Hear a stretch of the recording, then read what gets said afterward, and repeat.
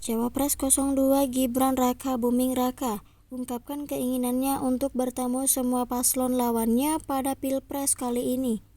Namun Anies tegaskan pertemuan yang diinginkan Gibran itu belum bisa terwujud dekat ini. Anies mengaku fokus pada proses penyelesaian pemilu dulu.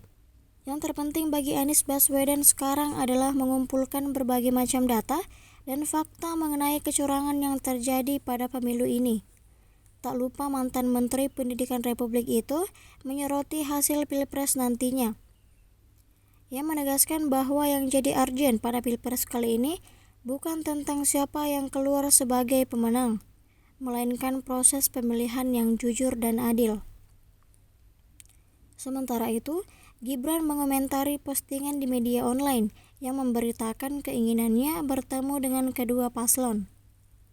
Dalam cuitan di akun X pada Jumat 16 Februari 2024, Gibran hanya membubuhkan 3 emoji, yakni mata, mulut, mata. Download Tribun X sekarang, menghadirkan lokal menjadi Indonesia.